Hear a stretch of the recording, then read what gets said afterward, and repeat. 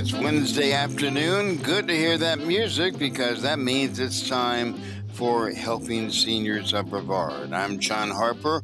Let's get the show underway as I introduce the host of the show and the executive director of Helping Seniors of Brevard. Here's Kerry Fink. Hi, Kerry. Good afternoon. Hey, John Harper. Oh, it's always lovely to be here on the radio Wednesday afternoons right here on 90.3 FM, WEJF, and right here online at WEJF.net. And welcome if you're catching this as a podcast as well. It goes out every place podcasts are available, from iHeartRadio to Spotify to Apple iTunes to Amazon Music, you name it. Helping Seniors, we will be there. And welcome to this show. This is the show that's put together by our Helping Seniors nonprofit organization, 15 years of service in Brevard County. We answer the county's senior information helpline. It's a free call at 321-473-7770. And we are here to serve you, just like we took well over 4,000 calls last year, and try to do what we call senior navigation, which is help you get to the next safe harbor on whatever issues that you are trying to navigate. And our founder, Joe Steckler, talked about a lot of them. Everybody, the calls we get, housing, legal, medical, financial, transportation, you name it, we get a call about it, and we are here to do our best to help you maneuver to the best possible safe harbor for that particular situation. And one of the things that we have learned over the years is how important it is to try to get good information in the hands of seniors and their families here along the Space Coast. And so we do that with the help of great people. Dr. Lee Sheldon, who is our guest today, somebody who is no stranger to the Helping Seniors organization. He was helping Joe before there was a Helping Seniors, back when Joe was building up Brevard Alzheimer's, and has been with us since the day that Joe founded us back in 2011. Hello, Dr. Sheldon. How are you today? Hello, Kerry. Good. And how are you? And yes, what a history Joe and I had together. Of course, Joe was the prime mover. He carried me along with him for extra baggage. But Joe and I had a good time together for many, many years. What a boon to the entire community to have one individual. You know, you ask the question, can one individual make a difference? And the answer, just look at Joe Steckler. Yes. And he did, and he continues to do so through you, Kerry. So congratulations. Yeah, no, it's exciting, you know. And you, like John Harper, who serves as our president, John, also like you, was helping Joe all the way from the very, very beginning and before the beginning, when Joe was still building up Brevard Alzheimer's. And same with Nancy Deerdorf, who serves as our operations person and keeps everything humming for the Helping Seniors group. It's a small but hearty group, and obviously, as you can tell just by length of service, a very dedicated group, I would say, to trying to do the best we can. Our goal would be 5 years from now that people might actually recognize Brevard County nationally as a county that has really pulled itself together and tries to do the right thing for our senior population, which, as you know, Dr. Sheldon, 1 in 4 in Brevard County is over 65, and 1 in 2 is over the age of 50, which is the AARP mandated age of seniordom, if you will. I got so depressed when I got my first AARP magazine. No, I'm not ready for this. Stop marketing to me. I've got a few years yet. Now I'm well beyond that stage. You know, I thought about it for about 2 minutes, and I said, you know what? Give me all the discounts that accrue to me. I'll take the savings. So it's a good thing. And you know, and to be honest, as we've gone along, Dr. Sheldon, as you know very, very closely, because you serve on our board of directors also, we spend a lot of time working with AARP, and I'm so glad that they, you know, a lot of times when you look at huge organizations that do a lot of good on a national level, AARP is one of those. They do the Fraud Watch Network. They're always trying to advocate on behalf of seniors and things like that. But a lot of times when they break things down, they try to look at things regionally. And so often those of us along the Space Coast are just lumped in with everything going on in Orlando. And we love Orlando. We'll go there for theme parks. We might choose to use the airport over there or something like that. But for the most part, we live and play and enjoy life here on the Space Coast. And one of the things that I'm so excited about with AARP is that they have really taken a focus in on Brevard County and have allowed us and helped us actually do a number of things. In fact, one of the things I wanted to make sure everybody got on their calendar was a program that we began last year called Scam Jam. And last year we did one in Viera in the middle of the year, and we did one in November up in Titusville, because our idea was to get this program around the county to keep seniors safe from scams. Everything is, always targeting seniors. Everything from the AI scams to the, hey, my grandson is in jail in Mexico kind of scams, and all those things. The point of Scam Jam is to keep our seniors safe. So on February the 13th, so just literally just under a month from right now, we're going to gather at Glenbrook. We're going to take this to Palm Bay. So we're going to be at Glenbrook Senior Living, and it's a full day intensive. It's kind of like a 10 to 2 thing. So it's not really your full day. It's a full midday intensive, but we'll have folks from law enforcement. We're going to have bankers there who talk about keeping your bank account safe. We are going to have AARP giving us the latest from the Fraud Watch Network. All of this is free, and it's followed up by what Dr. Sheldon we call a shred event. So AARP brings a shred truck out, and they're always telling us, particularly here at the start of a new year, where we are trying to clean out our garage or our basement or attic or whatever, and we have maybe old tax returns, old banking documents, or things like that. We need to get rid of them safely and securely. You don't want them to wind up just in the trash where somebody can pilfer through and get some good information that they could scam you with. Instead, let's have it shredded right there for you on the spot. So again, the date is Friday, February 13th. It runs from 10 to 2 as the Scam Jam. It is limited to 70 folks because that's the amount of space that they have there in their beautiful clubhouse at Glenbrook of Palm Bay. That's where we're going to be allowed to have Scam Jam this time. February 13th, 10 to 2, with the shred truck, 2 p.m. to 4 p.m. And that is first come, first serve. You just bring your stuff and they will shred it for you right on the spot. And Dr. Sheldon, I feel really good about that because that's something that our Helping Seniors organization really kind of tries to take a leadership role in, is we got to keep our seniors safe. I mean, they've spent their whole lifetime accumulating what they have to work with, and we don't want to see it get yanked away out from under them. It's true. And as we get older, it's time to pare down a little bit. We move into smaller places. We decide what's important and what's not. Sometimes it's difficult to throw things away, but things need to be thrown away. And there's a correct way of throwing things away. It wasn't something we thought about a generation ago. We didn't think about shredders. I remember the first time I had a secretary in my office. She said, well, we got to shred this. I said, what's shred? What do you even mean by that? And now, of course, we have to shred things because it's so easy to gather our information and use it for less than honorable purposes.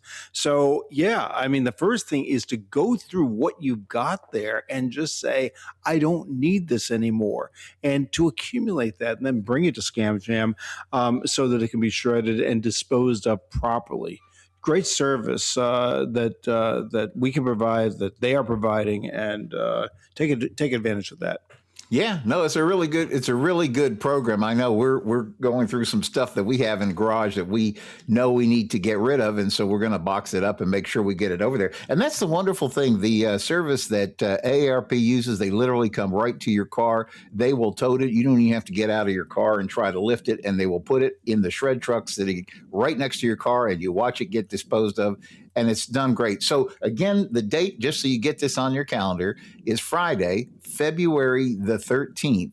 And again, the Scam Jam, which we do need you to RSVP for because there are only 70 seats available. So that is 10 to 2. And let me give you the number. You can just call the Helping Seniors number and we'll get you set up for that. That's 321-473-7770. Keep that number handy because later in the show, I have a couple other dates I want to throw at you to make sure that you take a look at and see if it's something you want to be part of. Everything we do in the Helping Seniors world is free. We're a charity. We have no reason to exist other than to do the best we can to serve our seniors and families here in Brevard County. But again, that number is 321-473-7770 to RSVP for Scam Jam.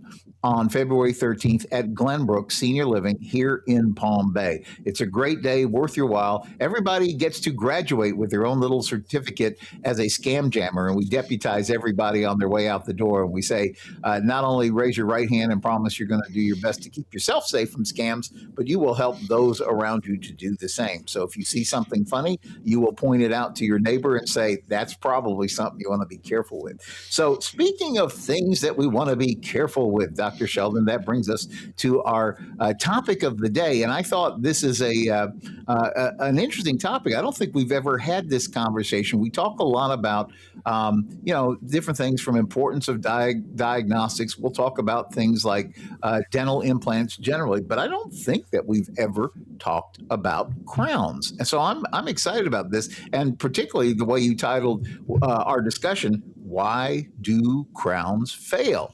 So I thought this is good. I'm looking forward to learning a little bit today because I'm not sure that I know all the terminology. Maybe we just start at the beginning. Like, what is a dental crown and why do we need them? Yeah, and I was thinking the same thing. So let's call crown, and some people refer to it as cap.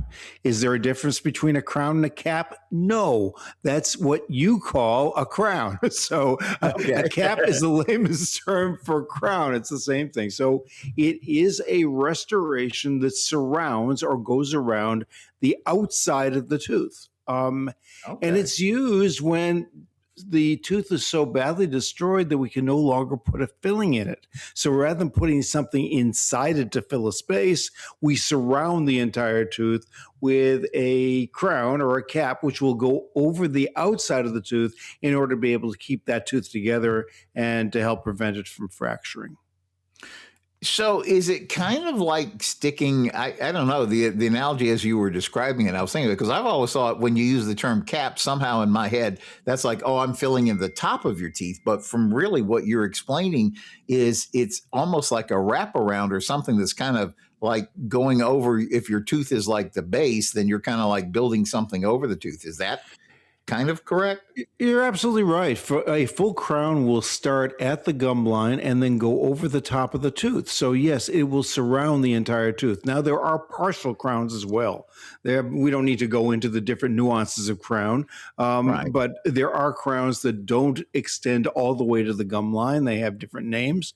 And for those of us who are into dentistry, we try to reduce the amount of tooth structure that we actually drill on. And so when we do that, we can make a crown that doesn't extend to the gum line. But most crowns do extend to the gum line because most disease, most decay goes to the gum line. So we have to extend it all the way. So we'll just cover that one part of it. And if your dentist says you need less, well, that's great. So yeah, it totally surrounds the tooth in order to be able to keep that tooth together rather than spread it apart. There's only so far you can fill. Once you stop filling inside the tooth and you've lost the outside tooth structure, that's when the tooth structure itself becomes weakened. And if it's so weak that we can't put a filling in anymore, or we're afraid because the filling is a bigger part of the tooth and the existing part of the tooth is now smaller in volume, then the tooth could fracture. And so instead of doing fillings that are extensive around the tooth, then we'll cap the tooth instead, or crown the tooth instead. Well, so that actually, you may have answered what I was going to kind of hit at as the next question was like when somebody comes in and says, oh, I'm having a problem with this tooth. You probably are going to kind of evaluate, is this a candidate for a filling? Is this a candidate for a crown? What's the right like treatment option here that would be the best situation? What guides you, or how do you look at what's a better way to keep that tooth going? Well, it is the amount of tooth structure that's destroyed by tooth decay. And so it depends upon the amount that's there. Very often when we see patients where they need crowns, they've already had one or two fillings on the teeth anyway, and the fillings have gotten bigger and bigger and bigger in terms of overall volume of the tooth. And so at that point we say, well, this can no longer hold a filling. We'll put in a crown. I've got to say though, Kerry, when I graduated from dental school, there was a lot more drilling that we needed to do in order to put in a filling successfully. Over the past many years, the technology has developed, so we have to drill away less tooth structure in order to put a filling in. So my hope is, and I think it's true, that there are fewer teeth now that need crowns than they did than a generation ago, simply because we have less drilling to do to repair a tooth that's had tooth decay. So I think that bodes well for the future. Still, the things that we do to ourselves, the reason we need dentists primarily is because we're not exactly good in the way we eat things. And so, Right. so there still is reason for us. As a matter of fact, we're busier than ever. But in terms of the technology developing and the techniques developing to allow us to conserve tooth structure, it's there. Just as we talk about in periodontal disease, we're trying to do as little as we need to in order to be able to get the periodontal disease under control. In our case, no more surgery anymore. The same thing is true for repairing teeth that have decay. We've just got less drilling to do in order to be able to take out the decay and to restore the tooth properly. So am I saying this right? That maybe as a dental professional, you're first going to look at, maybe it sounds like filling a cavity is like the simpler option. And then you're going to move on up to a crown if that doesn't seem to be feasible. Is there a place where you go, well, this tooth has so many problems, now we're in the implant zone? Or, I mean, it seems like it's a continuum somehow or something, maybe? It is. We have to evaluate the amount of damage to the tooth. And if the amount of damage to the tooth requires multiple procedures in order to be able to restore the tooth and restore the tooth properly, then we've got to put on our thinking caps. Are we better off doing all of those procedures? And sometimes it can be 4 procedures in order to be able to repair a tooth properly, or are we better off with the dental implant? And that does cross my mind as I'm evaluating the patient, because we're not just looking just at what we're doing right now. We're looking 5, 10, 20 years in front. And the last thing we want to do is repair and repair and repair and repair and repair. So there's sometimes we'll choose dental implants. But being specialists in dental implants, we also know what the weaknesses are in dental implants as well. Right. And so there is, in my mind, there's always a bit of weight. It's not you absolutely need an implant, or you absolutely need a crown, or you absolutely need a root canal. I'm balancing all of the factors that I've experienced over the years to be able to determine what's the best outcome, long-term outcome that I think we can have for a patient. These days, and by the way, that's changed because we started doing dental implants almost 40 years ago, and at that time we thought implants were great. There was nothing go wrong with dental implants, so let's do those instead of doing major repairs. Now, over the years, we found out, well, dental implants get disease as well, and some people are more prone to dental implant disease than others. So the factors we look at and the factors that we weigh to determine what is better for you or better for the patient changes based on our experience. Now that we have over 40 years of experience with dental implants, I think we pretty much got that down as to what is going to work for some patients and what is not. And so we can, we're in a much better position to judge what's better now than we did when we first started doing implants in the 1980s.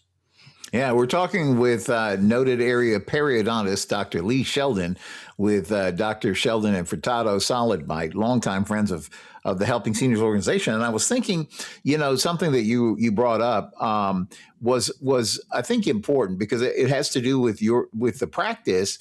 And I'm talking about the experience level that you have been doing this. We've joked many times on the radio. Maybe you're the father or grandfather of dental implants because you were bringing them into Brevard County, in the early '80s and kind of pioneering all this. And now it doesn't seem like you can turn on your TV and not see a commercial where they're imploring you to go out and get implants, to the point that you've even done radio and TV shows where you've explained, like, let's look at the whole picture before we just jump to the implant conclusion. And you've made that very, very clear. That's why you need somebody who's very good at evaluating and really understanding everything that's going on.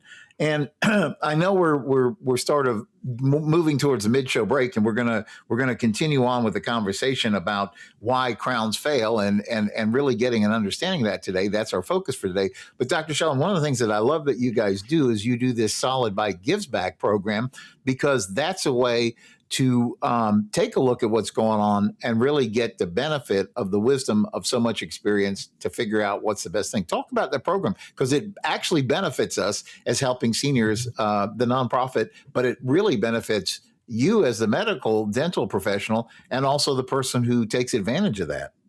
Yeah, it's always, in my opinion, Kerry, and thanks for introducing that. It's my opinion that anybody who comes into our practice needs a full evaluation first. I've got to see the entire picture in order, whether you need a lot of treatment or whether you need no treatment at all. I don't know that until I've done a full evaluation so that I can better guide you for the future. And so the full evaluation includes a CT scan, a dental CT scan, full mouth x-rays, and a full evaluation with one of our 4 doctors. And by doing that, we can better map out the treatment plan that you may need, or decide that you don't need anything. You know, there's a lot of people who come in and we say, good, I've gone through your entire thing. We've gone soup to nuts. You don't need anything at all. And what a nice thing to be able, for a patient to be able to receive that. But with all of the technology and all of the time that we use, that can be expensive. And so we said, no, we're not going to do that. Instead, write a check for $50 or more to Helping Seniors of Brevard, and you'll get the full examination, including all the x-rays at no charge.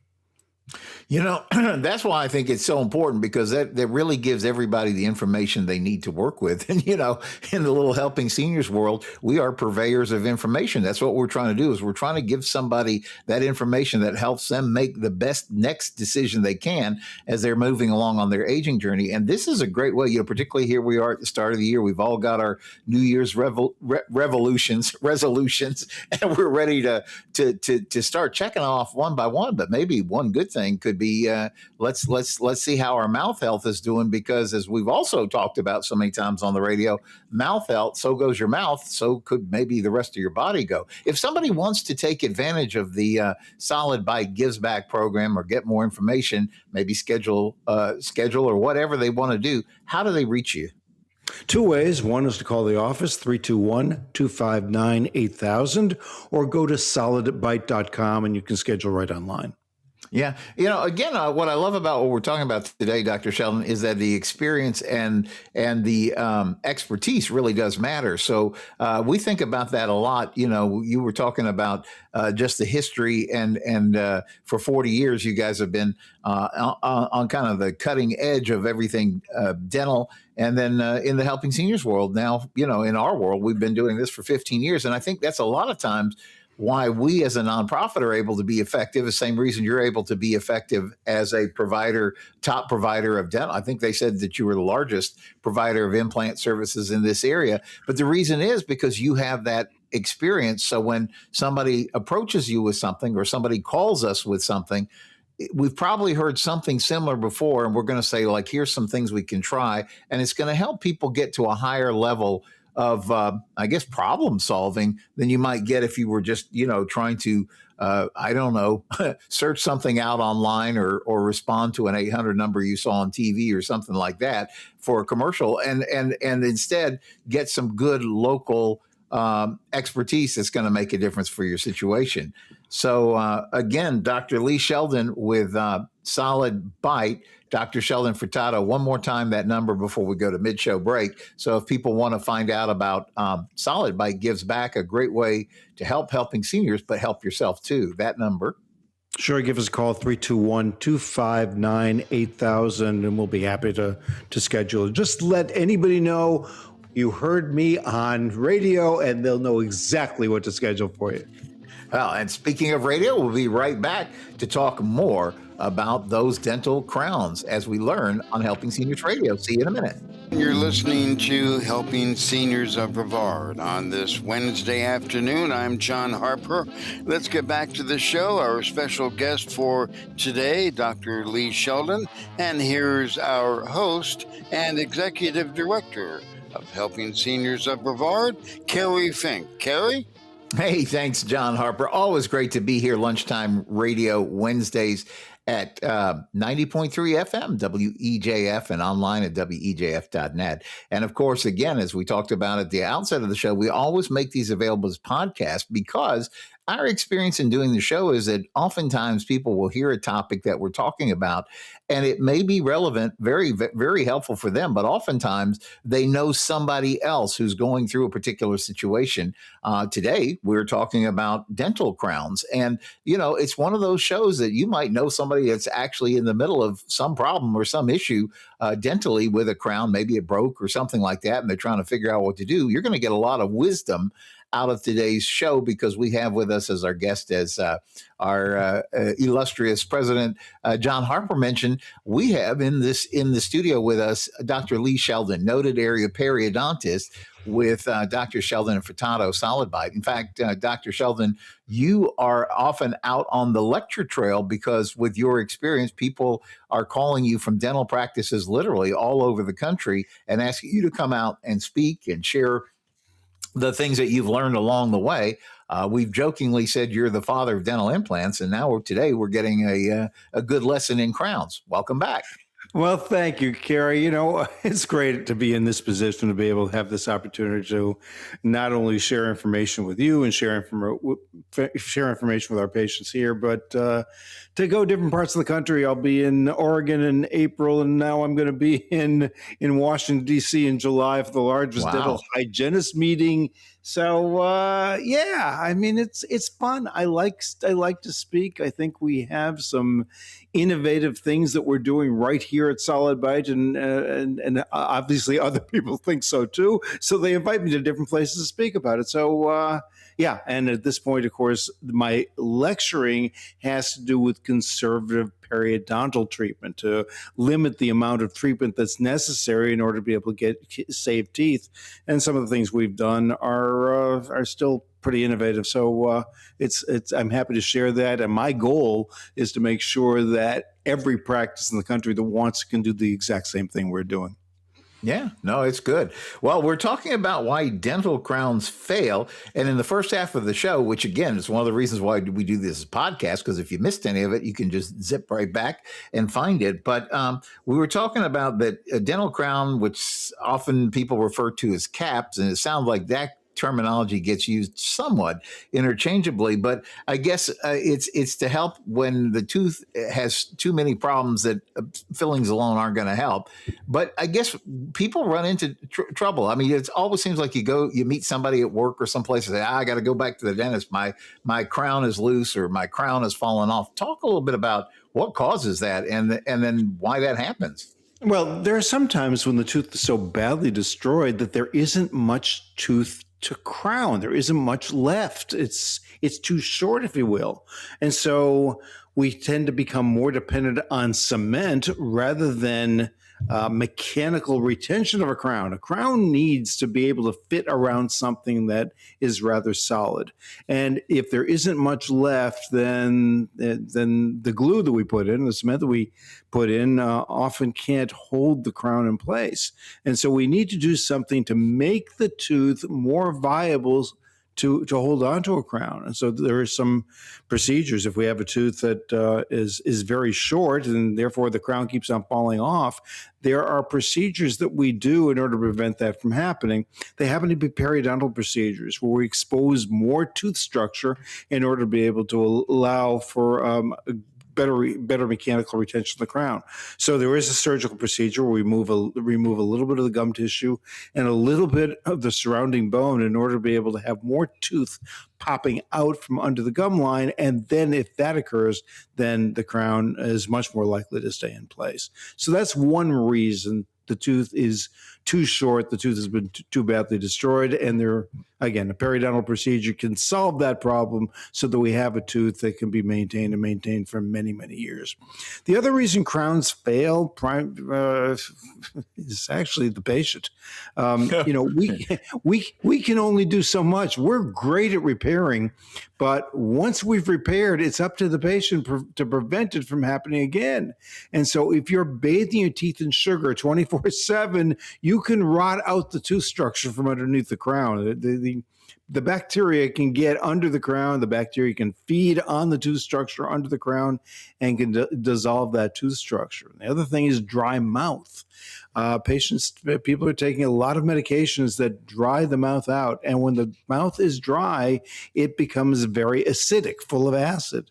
And that will make you more likely to decay as well. And so things that you can do to keep your mouth wet, or to use a sugar called xylitol. Amazing that there's a sugar that actually is good for tooth structure, xylitol, Xylitol. If you use xylitol mints, and it's got to be straight xylitol, then you can help prevent your teeth from decaying. But the bottom line is, the fewer medications you're taking, the wetter your mouth is, and the less sugar you eat, the better it is for your dental health as well as your overall health. You know, it's an interesting conversation. A lot of these discussion points that we're covering on the radio today are actually part of an article, Dr. Sheldon, that you're publishing in the Helping Seniors News, which comes out February 1st. You look for it. It's center section of the Senior Scene magazine, available at 500 pickup points around the county. And the article is called "Why Do Crowns Fail?" And so one of the questions that the article brings up is something called crown lengthening. And so I wanted to ask you about that. Well, first of all, what is it? It sounds to me like somehow you're extending it, but I'm not sure. But why is that important also? It's true. So if we have a tooth that is very, very short and there isn't much to crown, that's where we run into trouble. And so when we run into trouble like that, then a crown lengthening procedure, which is really a tooth lengthening procedure, is one which removes some gum tissue and removes some bone around the tooth, so we have more tooth that is then above the gum line that we can crown. So it's a surgical procedure. It's a minor surgical procedure. It's not an uncomfortable procedure at all. You won't feel anything during. You'll feel a little bit of soreness afterwards. But essentially what we'll do is to reflect the gum tissue away from the tooth. There will be some surrounding bone. We'll gradually sculpt that surrounding bone to remove some of that bone so that we have more tooth structure that's available for us to crown. We'll then put a couple stitches in place, let that heal in, and then we can prepare the tooth. And now we've got a good long tooth for a crown, and we can prepare the tooth properly to put the crown in. So yeah, it's a little bit more work to get there, but in terms of longevity of the crown and longevity of the tooth, it makes a world of difference in long-term retention of the crown. I've seen a number of people, Kerry, who've been told that because the crown falls off, the only thing you can do is a dental implant. The answer is no. You need a talented periodontist who can remove just a little bit of bone rather than extract the tooth in order to be able to crown the tooth properly. And it can be done very, very predictably.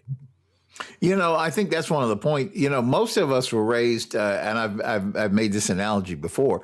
Most of us were raised as kids with toothpaste commercials that taught us if we brushed well, the goal was to not have cavities. And I think, again, kind of looking back, I think one of the things that they didn't talk to us enough about was mouth health and gum health.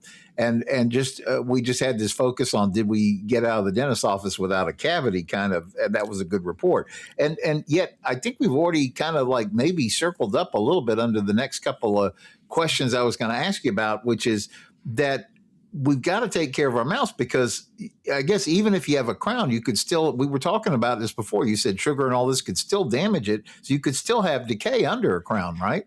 It can. And, you know, people talk about brushing and brushing. Well, I didn't brush well. You know what? I had a patient last week, and he was young. I mean, he was in his teens, and there was a lot of damage to the teeth, and we were talking about his genetic problems that made his teeth more vulnerable to decay and all that kind of stuff. And he said, oh, well, the problem is that I'm not brushing well. So you know what? Brushing is about 10% of it. Don't overrate brushing. It's what you're eating. You know, if we look at some of the stats as far as what people buy when they go to the supermarket, I think it's upwards of 60, maybe 70% of the food that we buy is processed food. That's not the way you and I grew up. There weren't all these processed foods. And when you have processed food, the processed food is full of sugar. It's full of a lot of other things, including chemicals as well. We've got to get back to the basics of cooking food. And we got to get back to the basics of understanding that whole food is much better than processed food. Whole food is the stuff that we grew up on. And the processed food is something I remember hearing years ago. The machine eats the good stuff and we get what's left. That's what processed food is. And they'll put in all sorts of flavors and they'll put all sorts of things that make you addicted to those foods. That's just the way it is. And so if we get to whole foods, then you're much less likely to need me. You're much less likely to need the physician, and you're much more likely to allow the body to heal and to heal naturally rather than are doing artificial things that we need to do to repair things that have gone wrong, whether it's in the mouth or whether it's in the rest of the body. Yeah.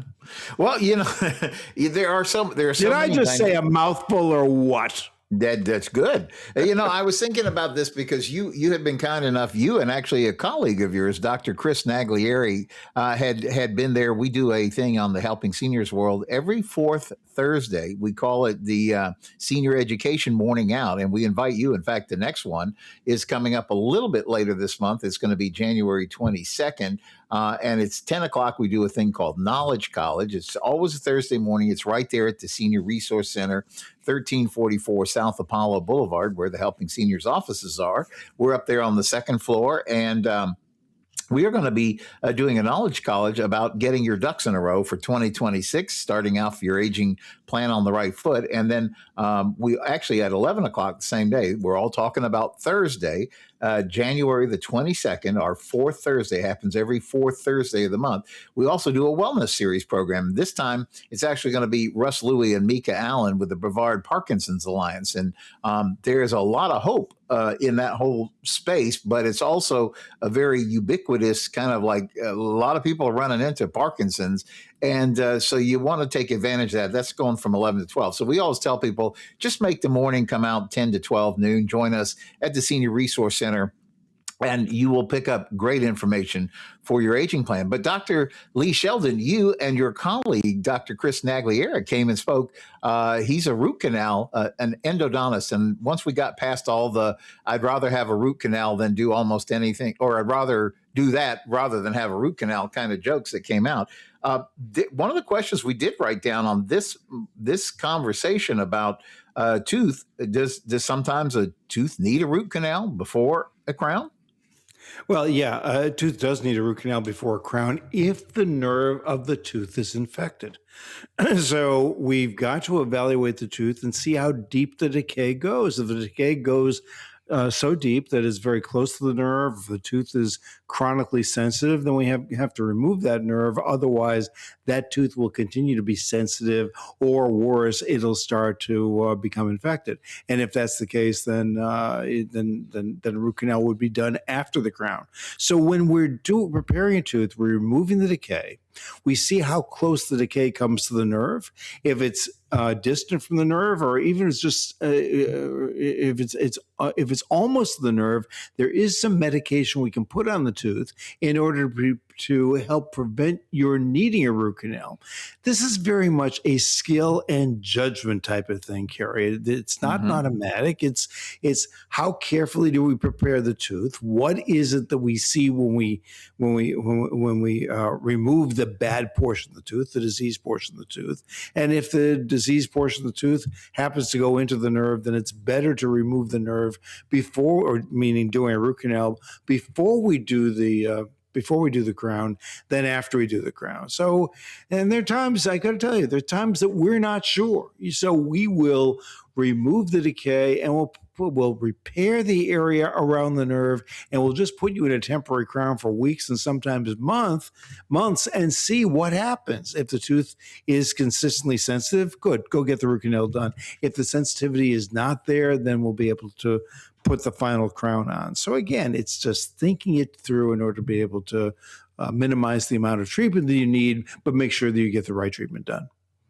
You know, one of the things that I really appreciate about what you were just saying is that it seems that the approach that you choose to take is very careful. It's like almost slow and steady rather than making it feel like a high pressure situation like, oh, I've got to get this fixed tomorrow. It seems like maybe a lot of these dental procedures are best taken kind of step by step. We were talking before we got to the mid-show break about the program that you have called Solid Bite Gives Back, where people can come in and get kind of like a whole comprehensive evaluation for basically a $50 or better donation to helping seniors. But the reason that that's so important is that gives you the roadmap of where you're trying to go to. And what you were just describing about taking a look at even the temporary crown to kind of like make sure everything's going in the right direction, that seems to remove a lot of the pressure about like, oh, I have to make all these huge decisions all at the same time, because you can kind of like really get a sense of where you need to go and then take it, one step at a time. It's true, because when we're doing a complete treatment plan, it isn't, I think complete treatment plan, oh, he's going to make me spend blah, blah, blah, this kind of money. No, that's not the idea. A complete treatment plan essentially divides it into what you have to do and what you may want to do later on. And what you have to do is essentially either treat infection or prevent infection or take care of pain. What you may want to do later on has to do with providing more chewing surfaces or improving your bite or improving cosmetics. We've got to divide that up, and patients can do it often as slowly or as quickly as they want. It's just a matter of making sure that step one is done completely before we go to step two. And we don't do a step that we think we're going to have to repeat later on. And so when we're coming up with a treatment plan, it really is a treatment plan, just like in helping seniors, and Kerry, you've mentioned it. We talk about an aging plan. An aging plan doesn't mean we do everything at once. It means we have a priority list and we come up with step one, then two, then three, and we go sequentially down there in order to be able to make sure that we've planned correctly and we don't have emergency visits to the lawyer or to the dentist or to the physician. Right. That all has to do with thinking it through and thinking it through at the beginning. I'm very proud. I haven't done dentistry, as you know, for well over 10 years, but I do examinations. I do examinations and treatment plans every week. And when I'm doing that, I have the confidence that I'm working with doctors who have the same philosophy that we've always had in our practice. We do some of the fanciest dental work you've ever seen, but it's just as good to be able to tell a patient, hey, you don't need that work, or we can space this out, or here's what's important, here's what's not important, in order to be able to help the patient make a decision. Understand finances are part of this. Patient is thinking about, how much is it going to cost? I would be too. And what we want to do is to be able to make sure that you don't have to repeat an expense that you have already just paid for. The most expensive dentistry is the dentistry that you have to do again. And when you plan properly, that I'm not saying it'll never occur, but it occurs far less often. We are a private practice. We are not a corporate practice. We make our own decisions as far as what we want to do. We own our own laboratory. We make sure that we do it as well as we possibly can. Or if you don't need it, you don't need it. And we tell you don't need it. Yeah. Well, we're talking with Dr. Lee Sheldon, with Dr. Sheldon and Furtado, Solid Bite. We're talking about why crowns fail. And we were talking a little bit about when a tooth might need a root canal. But here's another question that we jotted down. Why placing a crown too far under the gum can cause problems? I didn't realize crowns actually could go under the gum. I guess that shows my ignorance. Well, they're not supposed to. But if decay goes under the gum line, then you have to make an impression. In other words, you have to capture the tooth structure digitally or with the old goopy impression materials. And as soon as the decay goes below the gum line, we're not very accurate at making good impression. In addition, we've got a problem where the crown itself may push the gum tissue away, causing gum tissue inflammation or even worse, bone loss. And so we've got to make sure that the crown ends at the gum line and isn't buried below the gum line. It's a judgment call to make sure that we do this and do this correctly.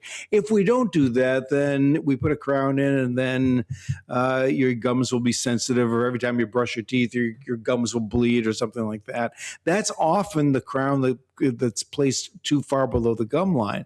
And the reason people will do that is they want to get the crown in, and they don't think about, or maybe want to avoid, you're coming to a periodontist to do that procedure we talked about, that crown lengthening procedure, so the crown can be placed in the correct position. Yeah, you just I remember that growing up, the goop, and it, boy, everything that you guys do has come so far, because now you have digital technology. And I notice when I go in for a cleaning, they've got everything just right up there on the screen, and they can immediately kind of see, like, is this holding tight, and all that kind of thing. But I mean, that has really made a big difference in so many areas. I assume it's the same in crowns. It has. Yeah, in crowns, when you're able to take a picture of a tooth rather than put goop in the mouth, all of a sudden you've added a comfort level that Amen. and have removed a negative experience from the entire picture. We very seldom have to use goop for anything anymore. The digital technology is that good that our scanners can scan the entire tooth, or actually scan the entire mouth, in order to be able to do this digitally rather than put that delicious goop in your mouth. So yeah, it's gotten a lot better, and it continues to improve. It's amazing what's occurring. I've got to tell you that we had a periodontist from another community come in, and I've been talking about non-surgical periodontal treatment forever, and he goes, yeah, and then he looked at it. And now he called me yesterday. He's going to get it put into the dental school where he teaches. Once he saw what we did, he said, now I get it. So there you go. Yeah, it's pretty good, isn't it? Yeah, no, I like it. Well, again, the topic today is crowns failing, and of course, for most of us, and especially seniors who may just be always looking for ways to stretch their dollars. I guess, are there things, like, if we have crowns, are there things that we can do that will keep them? I guess I would maybe use the word healthy, but certainly in place and correctly doing their jobs for the longest possible time. What are things we can do as the patient that is going to help all of that? Yeah, I think it is doing things that are healthy for you. Things that are good for you are going to be good for your crowns. So we're talking about whole foods. We're talking about minimally processed foods. We're talking about no sugar. We're talking about brushing and flossing your teeth correctly. All of those things are going to move you in the direction of being able to retain your crowns for as long as possible. The reason crowns go bad, for the most part, is what the person does at home. And so if you do good things for yourself at home, then the likelihood of any dental work lasting is that much greater. Wow. That is almost a perfect tie-in for an event that I wanted to mention, Dr. Lee Sheldon. We're talking with Dr. Lee Sheldon of Solid Bite, Dr. Sheldon Furtado. We've been talking about crowns, and again, kind of like an underlying drumbeat is about eating healthy and doing things like that. And we actually have a program, Dr. Sheldon, that comes up with Chef Jillian Zabriz, who is an amazing chef. She has her company called Chefs for Seniors. And on February the 12th, which is Thursday, right there back at the center, she does a thing called the Nourish Your Spirit cooking class. And she is doing exactly, Dr. Sheldon, what you're talking about in terms of getting back to real food and showing us how we can easily, effectively, and cost-wise do it reasonably to create some things. It's a fun thing. It's actually a cooking class that we all get to taste, and it happens from 11 to 12:30. Again, it's Thursday, February 12th, right there at Joe's Senior Resource Center on the second floor there at 1344 South Apollo Boulevard. Again, if you want to learn something, Chef Jillian is the person to learn from. She is innovative. Her food tastes delicious. She is the best. Well, we're so excited about this is becoming an ongoing program at the Senior Resource Center, but the next one is going to be February 12th. We do need you to RSVP, though, simply because she's got to know how much stuff to prepare. And we're excited for our folks. Ellen Jones with Seniors Helpers of Melbourne is kind of like her co-pilot on this, and it's a terrific thing. They make it possible. It's absolutely free. It's a great lunchtime out, but you're going to learn a lot as well. You got to call us at 321-473-7770, and I hope we'll see you there Thursday February 12th. Again, it's 11 to 12:30. And one last date, Dr. Sheldon, before we get to the end of the show, because our official kickoff for the Helping Seniors car raffle each year has been a big car show that they do at Trinity Wellsprings Church right there in Satellite Beach, very close to the entrance of the Space Force base there. It's the 17th annual Higher Power car show, and we will be out there on Saturday. They're doing it a little bit early this year. It's Saturday, July 31st. How about January 31st?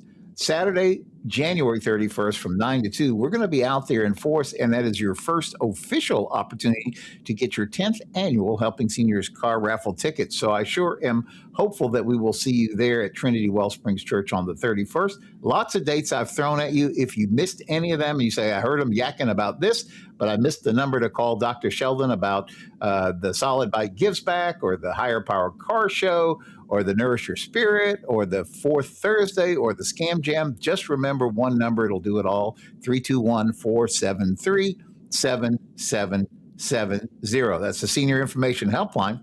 And more or less, Dr. Sheldon, I think that's the time we have for the Helping Seniors radio show today. So Great to be with you as always, Kerry. Thank you. We will look forward to seeing you right back here next week on Helping Seniors Radio.